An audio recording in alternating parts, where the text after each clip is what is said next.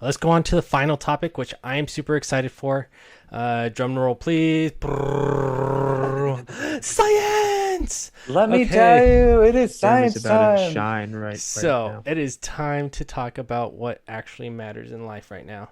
All right, guys, you ready for this? Oxford physicists discovered a subatomic particle that can transition between matter and antimatter. What These are does that called mean? these are called charm mesons. So let me break it down for you. So an atom is comprised of two types of elementary particles, electrons and quarks. Electrons occupy the space that surrounds the atom. So you have the atom, the electron is circling it, and the quarks are what's made up of protons and neutrons. So a proton is made up of two up quarks and one down quark, and a neutron is made up of two down quarks and one up quark. So from there, quarks are made up of up, down, charm, strange, top, and bottom. And these are the quarks that are made up. So out of all those quarks, one of them is a charm meson. That is one of the quarks named a charm.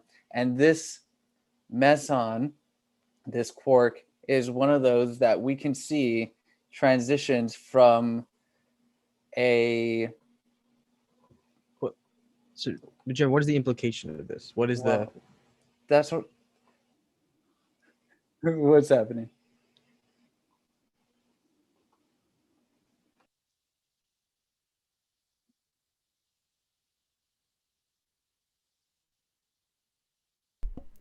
You know what? I thought I was talking the whole time, but I was totally on mute. I was excited. This is fine. I'll be able to regurgitate what I was about to say without screaming into the mic. So, the craziest part about all of this is that antimatter is one of the hardest matters to create currently right now in physics. If you can create it, you are a trillionaire.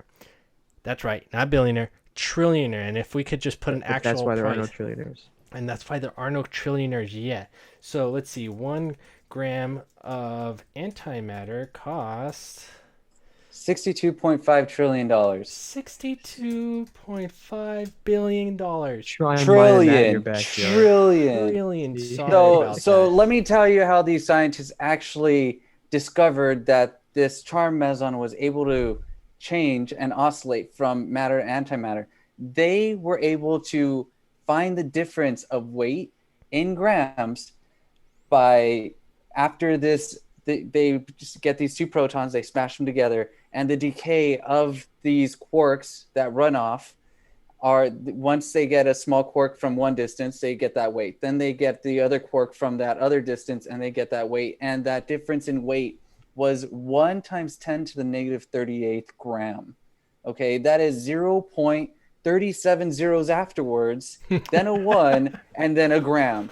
Okay, that is so minuscule, but just that change in difference, just that weight difference, they were able to see that these subatomic particles, this meson was able to change its state from matter to antimatter. Now, this huge implication that during the Big Bang, what occurred was matter and antimatter was both there at the same time. It was like 50-50. They were both there. And when matter and antimatter come into collision, they are annihilated and energy is expended. And that would be a lot of energy. So now that they're seeing that a particle is actually able to oscillate between matter and antimatter, that just to physicists, because they believe that, well, this quark that is always there, it always has like matter and antimatter just circling it. It's merely just always there. No, they didn't even think about the possibility that one charm meson is actually able to oscillate between matter and antimatter, which that is the breakthrough. Very nice. And So what is this? the So implication of this is the Big Bang should have created equal amounts of matter and antimatter in the early universe. But today, everything that is observed is made up of matter, and every one out of a billion particles is matter that came from the Big Bang. There's not much antimatter to be found. So what is an example of antimatter? So you have an electron that is negatively charged. The opposite or the antimatter of an electron is a positron, which is now positively charged. So if you have let's say a proton that has two up quarks, one down quark, while the antipositron would be antiproton would have these antimatter up quarks, two antimatter up quarks and an antimatter down quark. So from there, if antimatter and matter are created and destroyed together, it seems the universe should contain nothing but leftover energy.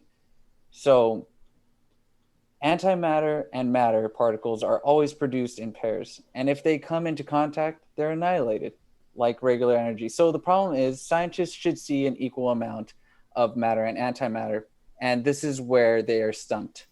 So they're saying that there should have been some hand in the process of the Big Bang because there's way more matter in our universe than antimatter. It should have been 50-50, like a coin toss. But instead they say that there is some mechanism, some outer being, someone, something that is controlling it, that is saying, hey, we want more heads on the table than there are tails. And that is what is mind-blowing, because as we all know, the law of large numbers states that if we're flipping a coin 50-50, out of a million tries, there is going to be 50% heads and 50% tails, 50% matter and 50% antimatter. And that is just not a fact right now in our universe. Yes. Okay. So what does this present us? What is the new prevailing logic then? What does it mean by a hand in the Big Bang? Because assuming that the Big Bang is right, that's the prevalent notion that that's pretty much how the world started, was the Big Bang. What is the hand that they think? How does that work? So that's where we get into our discussion right now. Scientists are saying there has to be an outside mechanism to have created the universe as it is now, with more matter than antimatter. Is there more proof of a higher being now? Or and are we in a simulation? So that's our discussion. Does this prove that we're in a simulation? Because we are able to create coded models, and we could create a Sims, and we know that we create this environment. Now we see proof that our environment is tampered with, because there should be 50% matter and 50% antimatter, but that's just not the case. Are we in a simulation? That's a little hard to say, because if they're barely just discovering antimatter, just because an equation says that it should be balanced, and or we have matter over here, there should be the equivalence of antimatter over here. Yeah, sure, but like when you jump into those realms, you're also saying that this right here, we're still trying to figure out how to even view this thing. We're still trying to figure out what this is. So let me tell you this. 1 plus 1 equals 2, right? So we move that equation to 1, and you put it over to the other side. 1 equals -1, which would then be the equivalent. So what we're saying here is that the universe has mathematical laws, that it is or it isn't, and that is what it is. Or why don't we put it like this? 0.5, so 50% plus 50% equals 100%. Or actually, in these terms, matter and antimatter, when they come together, they actually become nothing. They just become energy. So 50% minus 50% equals 0. So you bring that over, 50% is equal to 50%. That's a perfect equation. 50% equals 50%. Well, here's my question. How do we know the universe is perfect?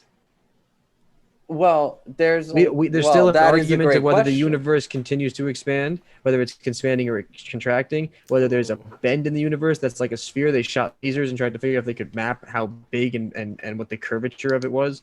So like if we start with the assumption that the universe is perfect and that the laws of physics as we understand them need to be abided by nature, we're looking at it with a bias from our perspective. We understand it this way, so it must work this way. But what if nature, it never worked that way, but we only have amassed enough knowledge to figure out that we think it should work this way, and everything that we can really see and interact with can work this way, but perhaps we don't really know enough about the universe to actually say that it's there. What if maybe there is equal antimatter, but we just can't see it? There's actually a vast amount of emptiness. I'm calling you out right now. Josh, Random Rabbit. Could you here. look up the probability in which life needed to start on Earth? What is the probability of which it's infinitesimally everything small. had to be perfect You're for talking life about to start on the Earth? Goldilocks. Yeah, it's like infinitesimally small probability that all the things happen to occur. Small. That everything had to be Right. perfect in order for life to succeed on Earth. For Right, the first bacteria to evolve and be made and then evolve from there and evolve from there, Right. if we're believing in evolution. Or is there a need for a mechanism to be out there to have assisted life to occur? Well, maybe we think of it that way because we get to a point in the every time human beings evolve, like we started by seeing the sun and being like, that shit's hot. That's sun god. It rained and it was like the gods must be mad or the gods must be grateful because they're giving us water to grow our food. Right? It started off very basically. We did the less we understood, the more we attributed to something bigger than ourselves. Over time, the universe got smaller and smaller because we could understand it. But we started saying, oh, I get it. Oh, we know how this works. We can model that. We can make a model and use that model to build something else that's like the thing that we didn't understand before. Found out the world wasn't flat. Found out the world was a sphere. Found out that we revolved around the sun. Josh, you got to mute that mic. Oh my God. And oh, you did? Oh, awesome. Oh, that messes me up whenever I can still hear this, but I don't know if it's on the live thing. But the point is, every time we gain new knowledge, right? You know, if we look at our knowledge historically, we have come such a far way. So it's reasonable for us to think like, if it's beyond our scope of knowledge, it must have had, another type of help. There must have been some kind of design inherent in this, right? Because it just seems so impossible based on what we know. But maybe we just don't understand the laws of physics as well as we think we do. You know, we do well enough for our local environment. But if space is never ending, and most of space is dead because most of the light we see from stars are gone, we're just waiting to see them, how much of matter actually does exist in the universe at one time? And how do we know? We can barely track antimatter as it is. There could be shit tons of it. We just haven't actually really been able to reliably map it or run into it in any capacity. You know, we have technology that's floating out among these outer planets and stars and trying to get to other galaxies and trying to map these things and send pictures. But we're still trying to figure out the depths of our oceans. We're trying to figure out Mars. You know what I mean? That's like just right next to us relative to space. Each year, CERN creates 1.67 nanograms of antimatter. Wow. That's 1.67 nanograms. That is times 10 to the negative 9th decimal point going backwards. And that's minuscule. Nothing. Right. Tiny. Yeah. I mean, I imagine if they made lots of antimatter, we'd have a real problem. Because antimatter comes into contact with matter and destroys it. So if they were able to perpetually produce lots of antimatter, they would have the same effect as a black hole, which would destroy us, like our life. Or you could use it in a fusion reaction, or just a reaction, and then fusion reaction was just to say like, hey, we put it in like a cylinder and we put antimatter and we put shove matter into it in the same equilibrium, and then boom, it expels energy and we get free energy. But how did they create antimatter? Do they have to create matter as well? Well, you know how they create antimatter? They get two positrons. They get two protons and they smash it together at really high speeds, and these quarks go flying off, and out of those particles that fly off that are quarks and everything, some of those are antimatter. So well, that's great, but you're asking me, how did they just pick that apart and then just, okay, we're storing you? Well, let me tell you, they decay really quickly. And right. So if that's the truth, what if dark matter decays really quickly, does it decay at the same rate as matter? You know, dark matter is different than antimatter, but I see what you did there. Oh, right. Are they? I tricked myself. Are the I think that I think that uh, antimatter is right now still mostly an enigma to us. So I think it would be a little early to say there was a designer or that we're in a simulation, because, um, you know, if we're in a simulation that is as good as we say, there's no way that we're going to be able to tell that we're in a simulation. Because if our simulation can generate all the data that is around us, that exceeds our capacity of understanding by so very much that there would be no feasible way of understanding it or having data for it beyond just, theories, wild theories at best. Because that gap in knowledge is so large that there's no way you could just jump it. You know what I mean? So I just think that we don't know. We don't understand. That's what I think. We just don't understand it yet. Maybe we come out to find out that things to be equal. Maybe we find out that that's not true. We understand it so far, but we only live in one itty bitty microscopic part of space. You know what I mean? And our existence alone is such a small probability of occurring that it's like, I think the weight we put on our discovery and our knowledge might be a little bit bigger than it should be relevant to our scale of size in the span of time. Because chances are this planet will, like, the sun will eventually implode or explode, and this entire planet, everything we've ever built on it, will be completely obliterated, and no one will ever know it existed unless we become a super planetary species and are able to survive on multiple planets, and not just in our own solar system, but outside of our solar system, because we won't be able to survive in our solar system. So, we have a long way to go before we know the truth. I'm okay with accepting that there's just stuff we don't know. And next time, UFOs, and when the Pentagon is going to come out with their report late in June. That's true. It's true. We're coming up to the middle of June, and we still haven't heard anything official from the Pentagon. So let's save that for next topic. Like Jeremy said, not next topic. Next podcast. We've hit our time as it is. I think this was a really good podcast. There's definitely a lot to go over. Wyatt, Jeremy, thank you for all your knowledge. You guys are definitely what's driving some of this back throttle of aggressive knowledge. I'm just kidding. And for our 7-8 viewers at times, thank you very much. We're definitely excited that you guys came in and we're here to talk with us. Let's see. Infamous, wait before you go 1v1 Smash. I'm playing Mario. How many games do you guys think you're winning?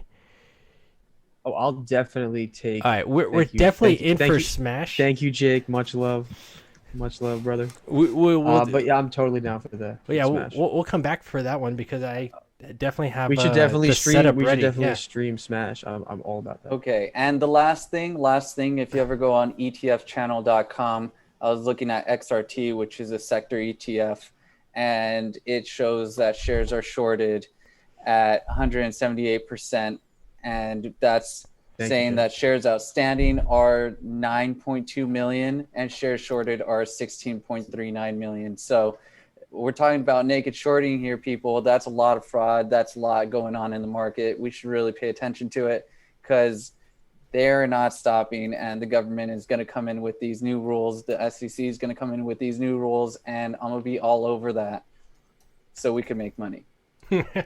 It's all about the money game right now. All about the cash flow. All right, guys. Well, you guys have a good rest of the night. This is Random Rabbit signing out. You guys take care. See you guys tomorrow, 9:30 Eastern Standard Time. 9:30 every day. Bye, everybody.